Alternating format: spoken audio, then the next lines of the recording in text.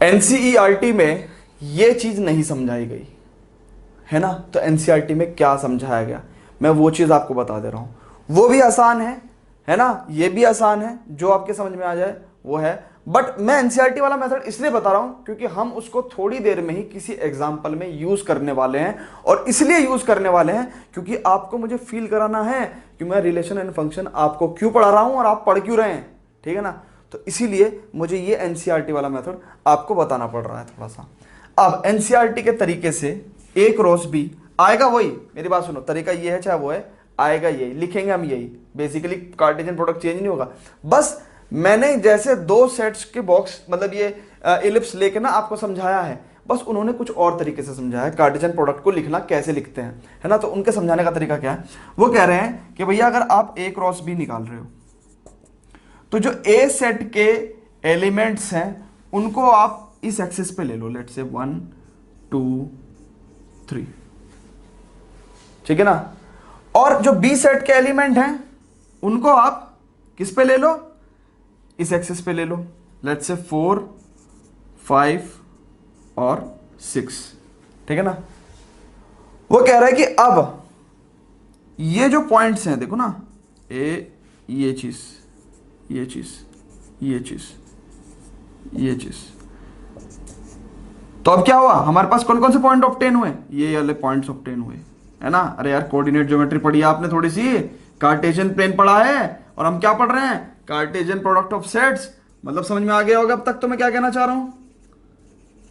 NCERT ने क्या कहा है, कह रहा है कि अब ये देखो ये पॉइंट कितना होगा, 1 4 होगा, ये क्या होगा, ये होगा 1 5, ये क्या होगा 1 6 होगा, ये क्या होगा 2 4 होगा, ये 2 5 होगा, ये 2 6 होगा, ये 3 4 होगा, ये 3 5 होगा, ये पॉइंट 3 6 होगा।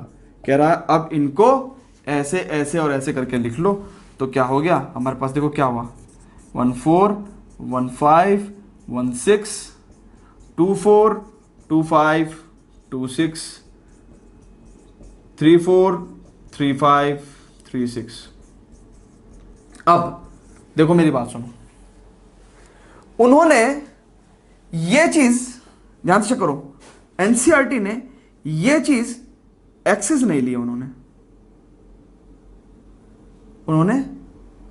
एक्सिस नहीं लिए क्योंकि फिलहाल हम एक्सिस डिफाइन भी नहीं कर सकते। मेरी बात सुनो, ज्योमेट्री में, कोऑर्डिनेट ज्योमेट्री में कार्टेशियन प्लेन पे हम डिफाइन करते थे एक्सिस एक्स और वाई एक्सिस।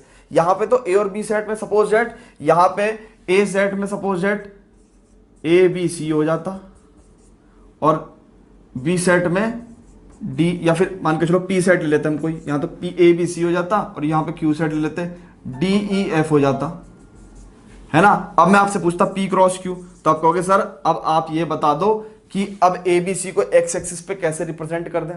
तो ऑल्दो हमने आपको एक्स एक्सिस और वाई एक्सिस लेते हुए बताया है, बट क्योंकि कई बार सेट्स में नंबर्स ना होके कुछ और होगा, राम मोहन गीता, है ना, दिल्ली एमपी जो है चंडीगढ़, समझ रहे हो, तो सेट्स में कुछ भी हो सकता है ना। सेट्स भी में क्या है, all Indian cities starting with the capital letter D, है ना। तो सेट्स तो कुछ भी हो सकता है, तो हम उसको एक्स एक्सिस पे कैसे, एक्स एक्सिस पे तो हम सिर्फ नंबर रिप्रेजेंट कर सकते हैं मेरे भाई, बात समझ रहे हैं आप नहीं, तो इसलिए हमने एक्सिस हटा दिया, है ना। तो एनसीईआरटी ने कुछ इस तरीके से रिप्रेजेंट किया है किसको, कार्टेशियन प्रोडक्ट को।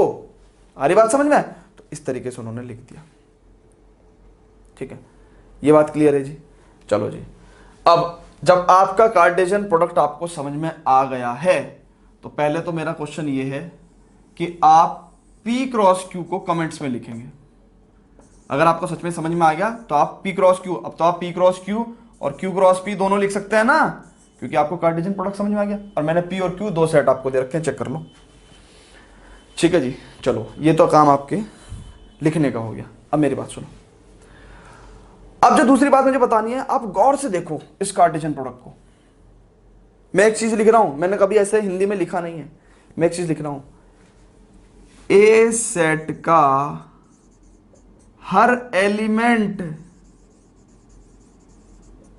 बी सेट के, मुझे हिंदी में लिखना पड़ रहा है क्योंकि मुझे फील कराना है, ए सेट का हर एलिमेंट बी सेट के हर एलिमेंट के साथ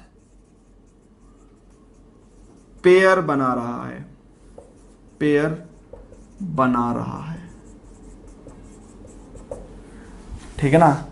each element of set A is making an ordered pair with each element of set B. English में भी बता दिया आपको, ठीक है ना। तो ए सेट का हर एलिमेंट बी सेट के हर एलिमेंट के साथ पेयर बना रहा है। चेक कर लो, एक जो है 4 के साथ भी, 5 के साथ भी, 6 के साथ भी, 2 4 के साथ भी, 5 के साथ, 6 के साथ भी। ये चीजें मुझे बतानी पड़ रही है क्योंकि मैं बाद में इन्हीं सारी चीजों का यूज करने वाला हूं। ये जो सेंटेंस मैंने लिखवाया इसका मैं यूज करूंगा, है ना।